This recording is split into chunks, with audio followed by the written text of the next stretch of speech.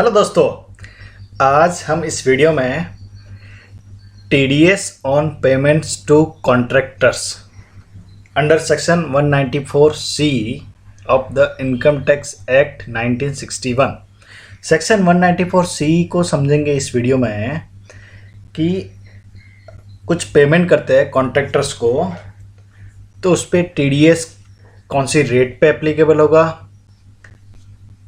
क्या लिमिट होगी और उसके क्या लीगल प्रोविजंस है वो समझते हैं। तो आइए स्टार्ट करते हैं।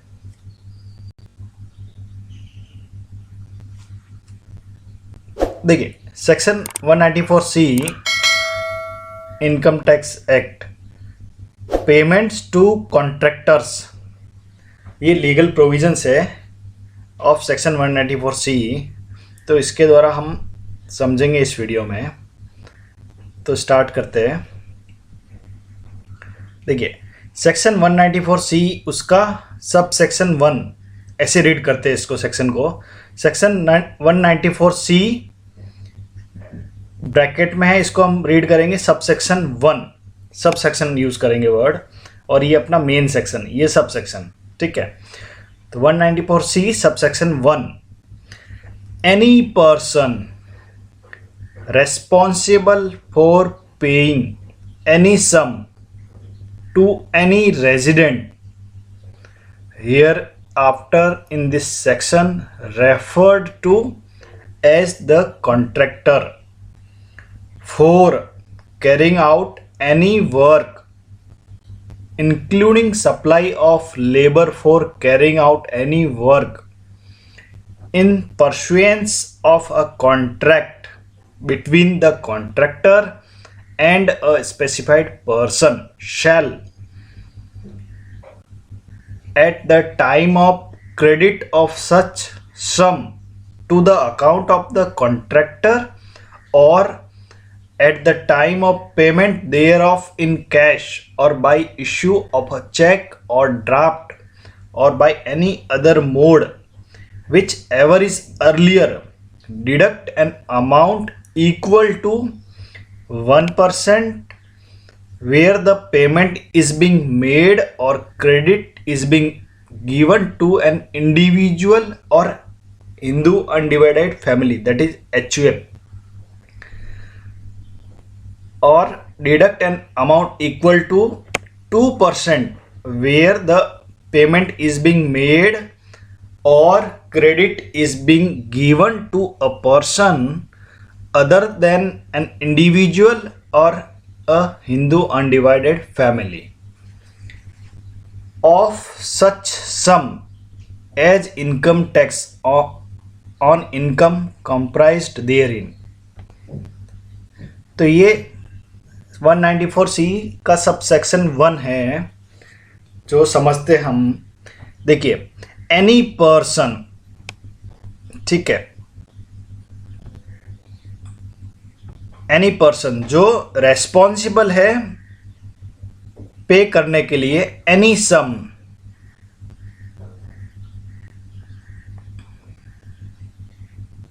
किसको? To any resident.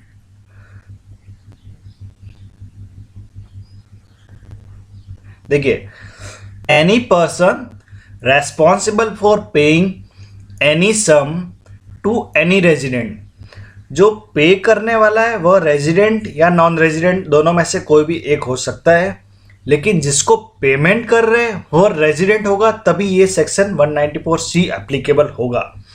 अगर सपोज जिसको पेमेंट कर रहे हैं कॉन्ट्रैक्ट के लिए वह नॉन रेजिडेंट है, तो आपको ये 194 सी सेक्शन ही एप्लीकेबल नहीं होगा। उस केस में सेक्शन 195 एप्लीकेबल होगा, तो वो हम बाद में समझेंगे, ठीक है। तो ये payment to any resident hereafter in this section refer to as the contractor, हम कॉन्ट्रैक्टर वर्ड यूज करेंगे यहाँ पे, ठीक है। जिसको पेमेंट कर रहे हैं उसको कॉन्ट्रैक्टर वर्ड यूज करेंगे और वह रेजिडेंट होना चाहिए, ठीक है। Any person responsible for paying any sum to any resident contractor for carrying out any work including supply of labor for carrying out any work in pursuance of a contract between the contractor and a specified person. Specified person shall at the time of credit to the account of contractor or at the time of payment by whatever mode, whichever is earlier, deduct an amount equal to 1% in case of deductee is individual or HUF, or 2% in case deductee is other than individual or HUF.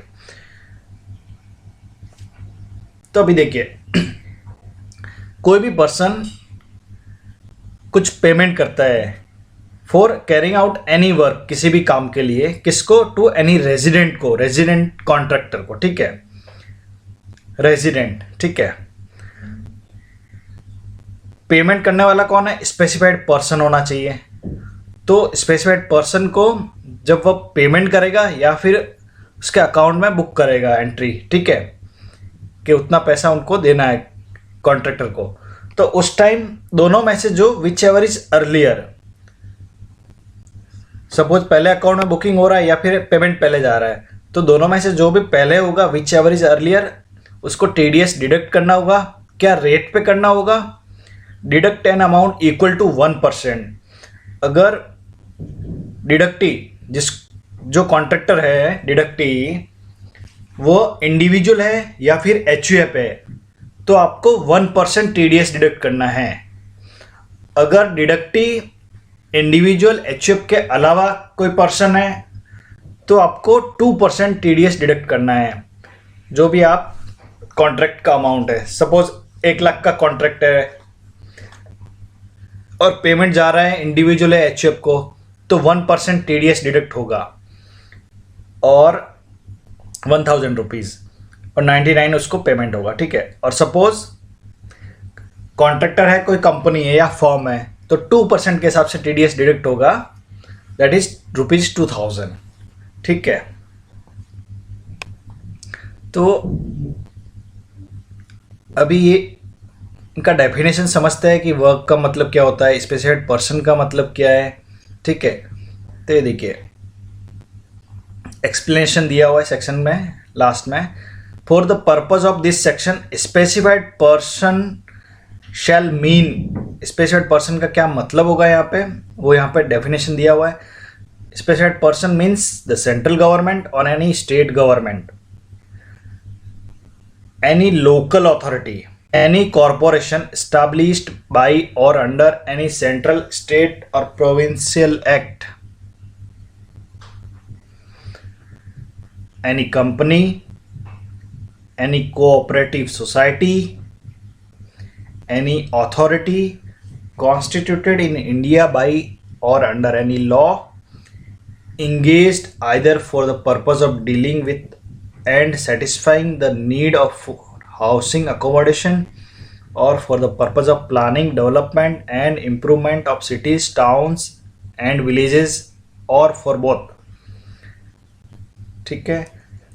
Next है any society registered under the societies registration act 1860 or under any corresponding to that act in force in any part of India, any trust, any university established or incorporated by or under a central, state, provincial act and an institution declared to be a university under section 3 of the University Grants Commission Act 1956.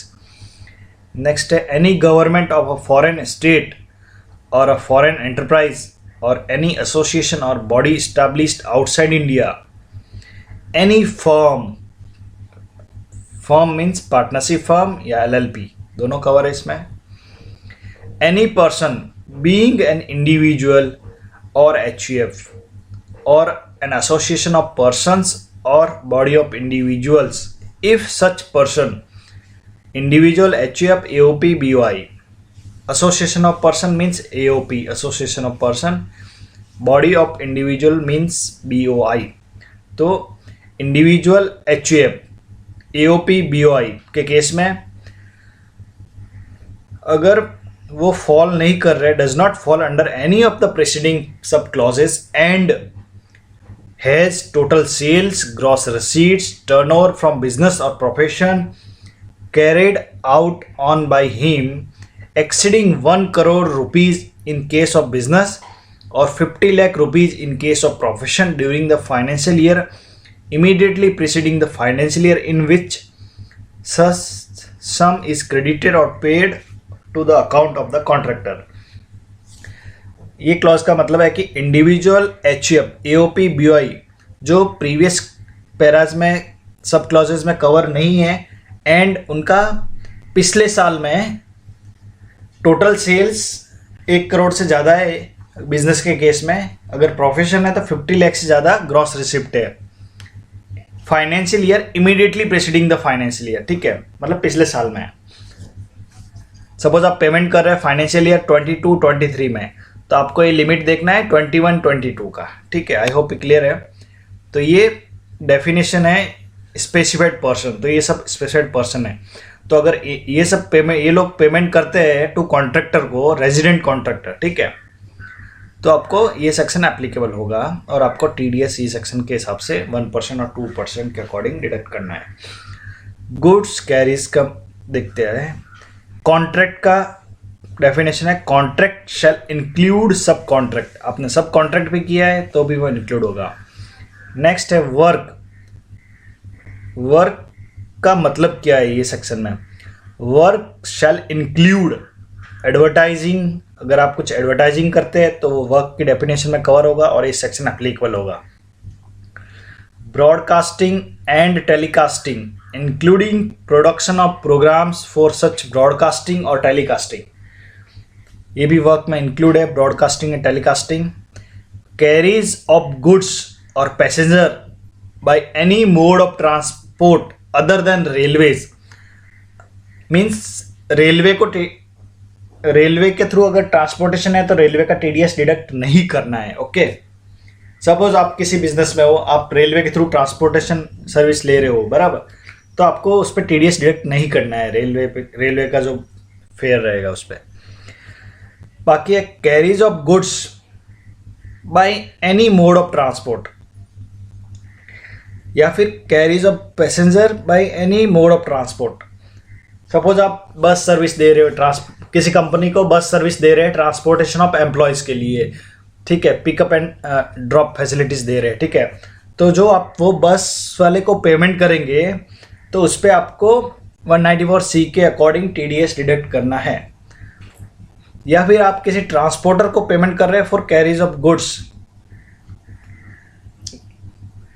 ठीक है, goods transportation के लिए payment कर रहे हैं transporter को, तो आपको 194C के अकॉर्डिंग टीडीएस डिडक्ट करना है। फिर नेक्स्ट है कैटरिंग। कैटरिंग भी वर्क की डेफिनेशन में कवर होता है, तो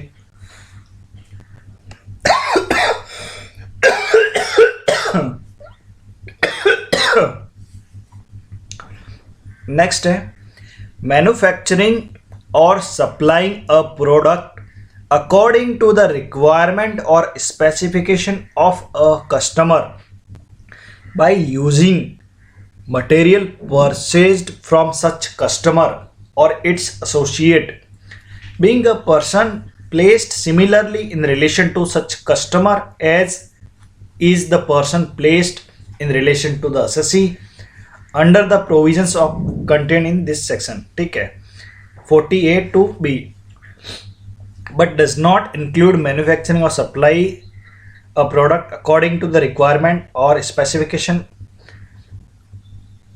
of a customer by using material purchased from a person other than such customer, associate of such customer।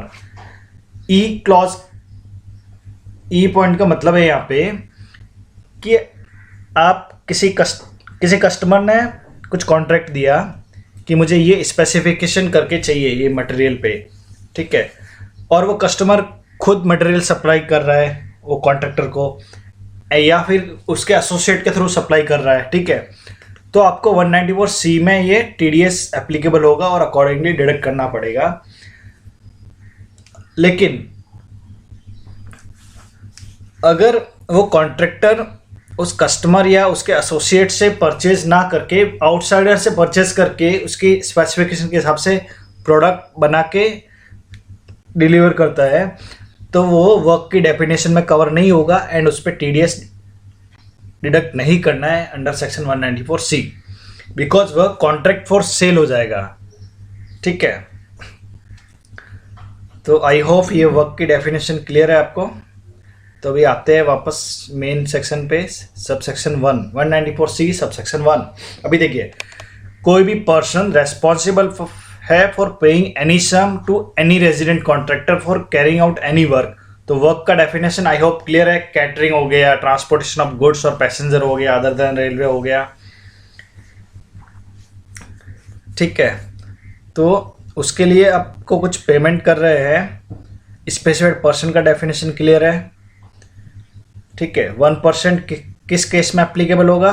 जब आपका डिडक्टी जिसको पेमेंट कर रहे हैं आप वह इंडिविजुअल एचयूएफ है, और 2% डिडक्ट करना है आपको जब अदर देन इंडिविजुअल और एचयूएफ को पेमेंट कर रहे हैं।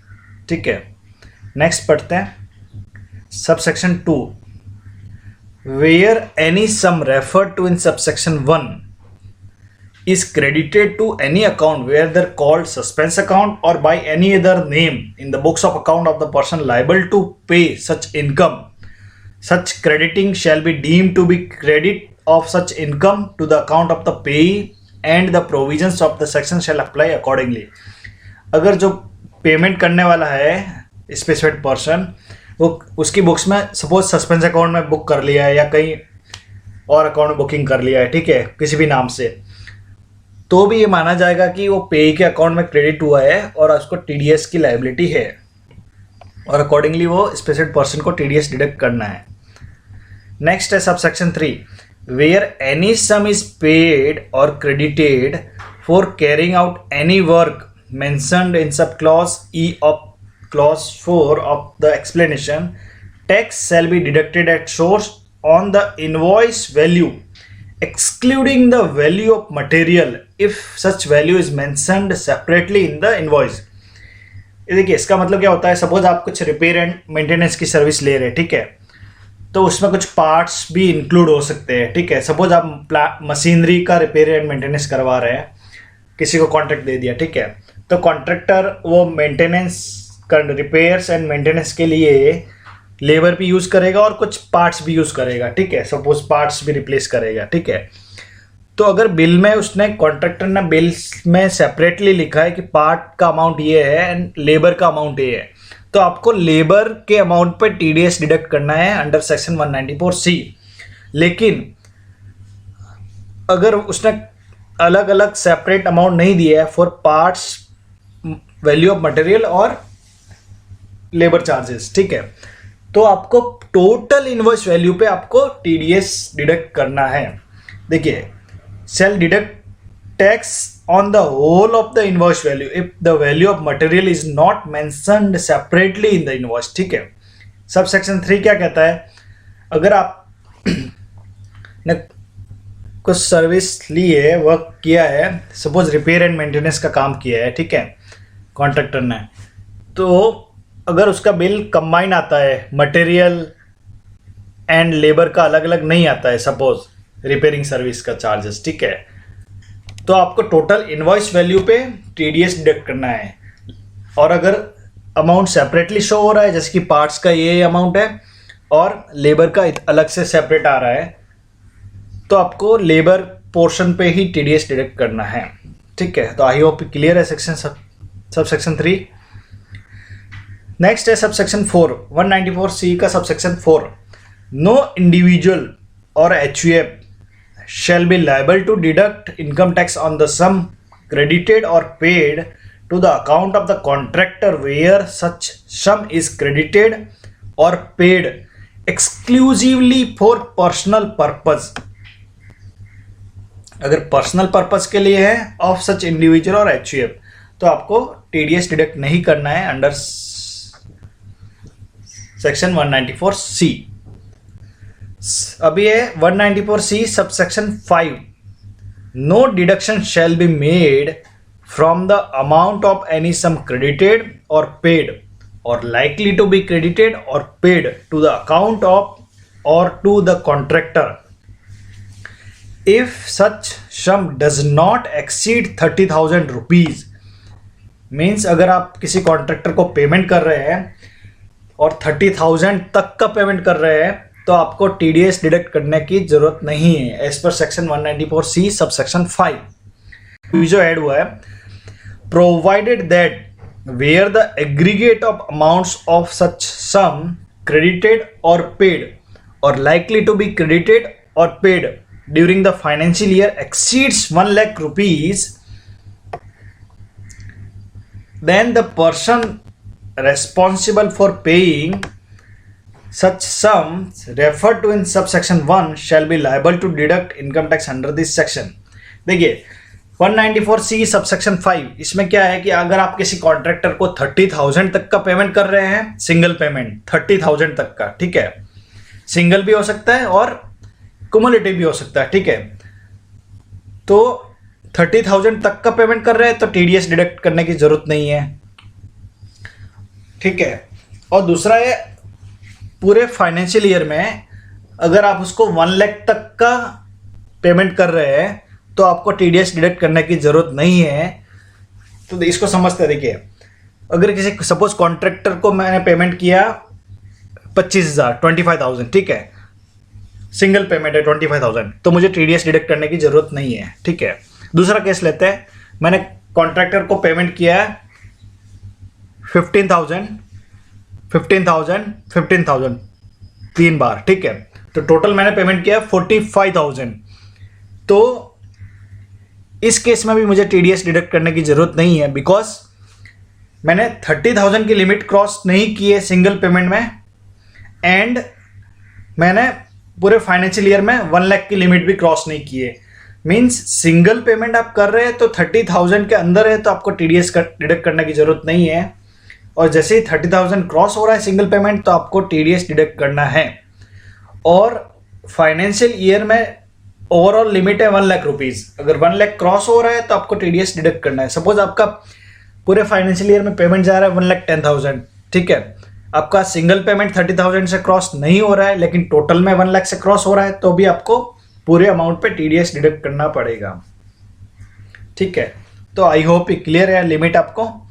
नेक्स्ट है subsection 6, no deduction shall be made from any sum credited और paid or likely to be credited or paid during the previous year to the account of a contractor during the course of business of supplying, hiring or leasing goods carries, where such contractor owns 10 or less goods carries at any time during the previous year and furnishes a declaration to that effect along with his permanent account number to the person paying or crediting such sum. देखिए सब section 6 क्या कहता है, अगर आप किसी contractor जो business में है, ट्रांसपोर्टेशन ऑफ गुड्स का बिजनेस कर रहा है, ठीक है, सपोज ट्रक चला रहा है, ठीक है, ट्रांसपोर्टेशन सर्विसेज प्रोवाइड कर रहा है, तो उसके पास अगर टोटल नंबर ऑफ ट्रक है 10 और लेस, ठीक है, at any time during the previous year, पूरे साल में उसके पास 10 से ज़्यादा ट्रक नहीं है, ठीक है, एंड वो आपको डिक्लेरेशन दे रहा है, लिख के दे रहा है कि ये मेरा पैन नंबर है एंड ओन 10 और less goods carries at any time during the previous year, ठीक है, वो डिक्लेरेशन अगर दे रहा है डिडक्ट पेयर को तो आपको टीडीएस डिडक्ट करने की जरूरत नहीं है, ठीक है।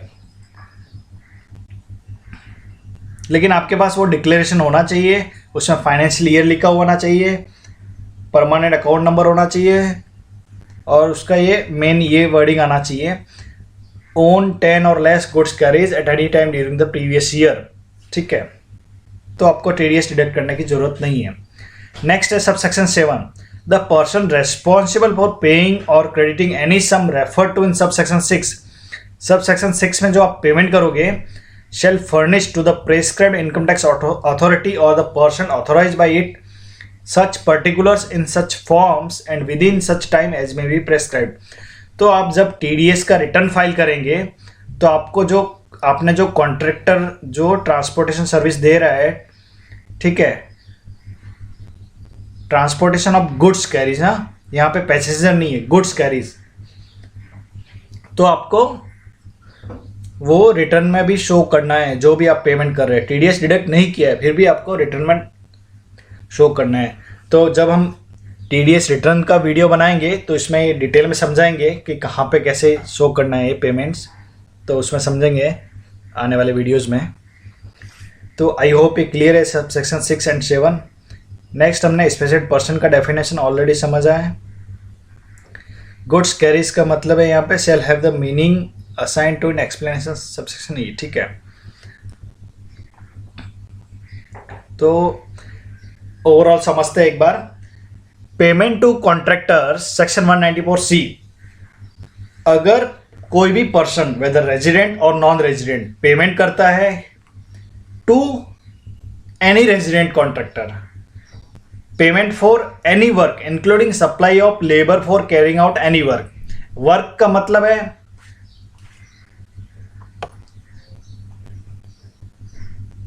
Advertising, broadcasting, telecasting, carriage of goods और passenger by any mode, catering और manufacturing supply of product according to the customer requirement और स्पेसिफिकेशन, ठीक है।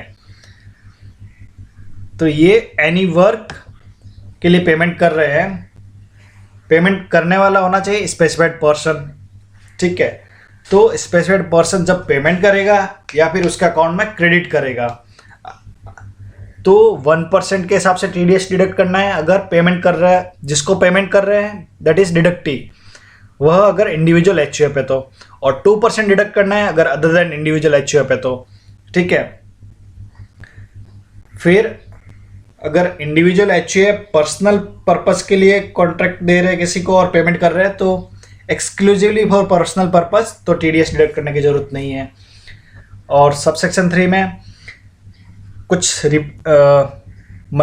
ऐसा कॉन्ट्रैक्ट है जिसमें मटेरियल भी यूज़ हो रहा है और लेबर भी यूज़ हो रहा है, तो अगर दोनों का अमाउंट सेपरेटली दिखाया है बिल में तो आपको जो सर्विस लेबर वाला पोर्शन है उस पर टीडीएस डिडक्ट करना है। अगर सेपरेटली नहीं दिखाया है तो टोटल इनवॉइस वैल्यू पर डिडक्ट करना है। सबसेक्शन 5 में हमने देखा कि लिमिट 30,000 का सिंगल लिमिट है, सिंगल पेमेंट आप 30,000 तक का कर सकते हैं या फिर सिंगल बिल उसका 30,000 तक का हो सकता है, तब आपको टीडीएस डिडक्ट नहीं करना है। और पूरे फाइनेंशियल ईयर में ओवरऑल लिमिट 1 लाख रुपीज़ का है, ठीक है। और 6 एंड 7 गुड्स कैरीज के लिए ट्रक जो आप पेमेंट करेंगे ट्रांसपोर्टर को तो उस पर टीडीएस डिडक्ट नहीं करना है अगर वो 10 और लेस गुड्स कैरीज ओन कर रहा है, आपको वो डिक्लेरेशन देता है विद पेन नंबर, ठीक है। और इसमें देखिए सपोज अभी आपको इनवॉइस आता है विद जीएसटी आता है, ठीक है। तो आपको जो जीएसटी अमाउंट है उस पर टीडीएस डिडक्ट नहीं करना है, ठीक है। I hope section 194C that is TDS on payments to contractors आपको समझ में आ गया होगा। अगर इससे रिलेटेड आपको कुछ भी क्वेश्चन है, कुछ भी डाउट्स है, आप कमेंट करके पूछ सकते हैं। Thank you so much.